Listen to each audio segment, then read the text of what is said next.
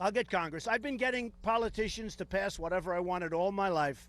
Nobody has more experience. You know, it's sort of interesting. Nobody has more experience dealing with politicians than I've been dealing with them all my life. Donald Trump outside the Iowa State Fair this weekend touting how effective he would be as president. In the latest Fox News national poll, we asked voters whether candidates are qualified to be president. 67% say Jeb Bush is very or somewhat qualified, followed by Rubio and Hillary Clinton. On the flip side, 52%, a majority of registered voters, say Trump is not very or not at all qualified to be president. 36% say that about Clinton, and 35% about Ted Cruz.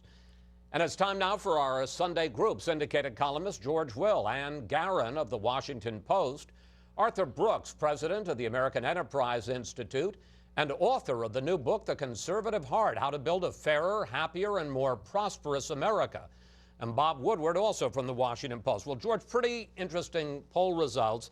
Candidates like Jeb Bush, who voters say overwhelmingly is qualified to be president, are now lagging in the polls. Meanwhile, candidates like Trump and Carson and Cruz, who voters say are not qualified, are the three frontrunners, which raises the question, what is going on here? What's going on is that those deemed least qualified to be president are most qualified to do what the voters want done today, 160 days before the first votes are cast in Iowa, which is send a message.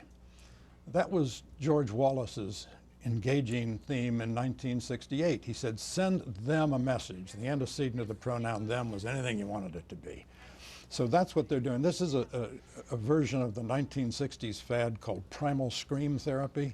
You're supposed to shout and get rid of all your repressed pain from childhood. This is, of course, particularly so for Mr. Trump. And what makes him fragile as a candidate is, first of all, he's a one-trick pony. He consists of saying, I'm rich, everyone who disagrees with me is stupid, and all our problems are simple if you'll put me in charge. Second, people haven't yet reminded themselves of the peculiar intimacy we live with our presidents now. They're in our living room every night. They're constantly in the national consciousness. And third, since we are, at the end of this, going to send a president, people have to say, do we really want to give nuclear weapons to Donald Trump? At which point I think things change. I take it you think that's a rhetorical question? Yes. All right. We ask you for questions for the panel, and we got a bunch like these. Gamey Irwin writes on Facebook, see what politicians have done to our country. Time for something different. And David Sherburne tweeted, is this a second phase of a trend started by the Tea Party movement to shift power away from career politicians? Ann, how do you answer them? Well, I mean, I think they're onto something here. There's definitely a mood where there's an anti-establishment or visceral interest in people who are not career politicians, to use the phrase that Donald Trump frequently does.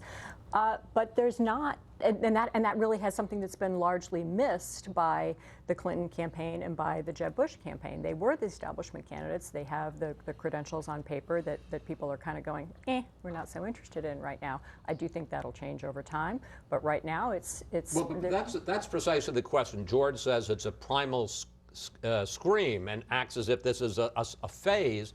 Is it a phase, or is it conceivable that we could be headed for a real shakeup in American politics and in the people that are governing us here in Washington? I mean, history would suggest that the electorate will get this out of its system, and that candidates who are currently not faring as well, certainly on the Republican side, will rise back up. Bush probably among them.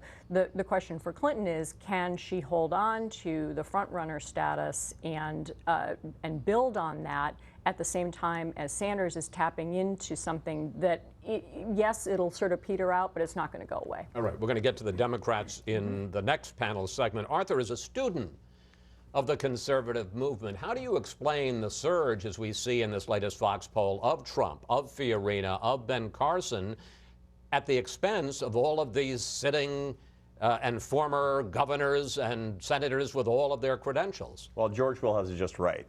This is a low information, high entertainment, high protest moment. It's summertime. It's the same thing in the movies. It's low information, high entertainment, and this is what you see. If this persists past Labor Day, it's something for the Republican Party to panic about. But it's worth pointing out that the protest vote, as we see it aggregated across the candidates, is only about a third of the voters, and about half of the voters still have this aggregate mainstream candidate. Republican voters always aggregate up toward kind of this mainstream person or persons. Let me interrupt for a moment, because I get the emails. Maybe you do, but I certainly get the emails. And you were saying to me, when you say low information, that just makes people's blood boil. They say this isn't low information. This is a considered judgment. We think we've elected, the Republicans said, give us the majority in 2010, 2014. Things haven't changed.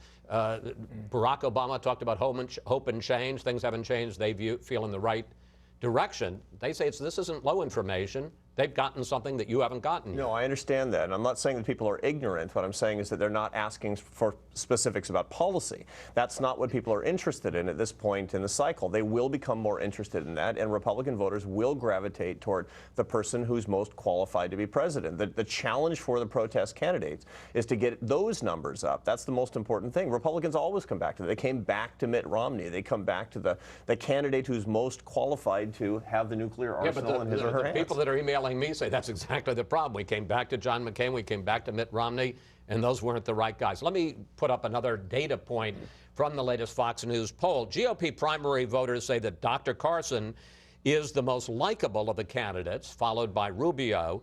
When it comes to the least likable, here are the bottom four. Trump, as you can see, leading by a wide margin.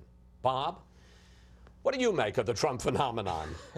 Well, I think George has it right. It's reflective of a primal scream attitude, but as John Kasich said in your debate, Trump has struck a nerve. But I think your poll, in a way, answers the question: who's best qualified to be president? And it's not Trump.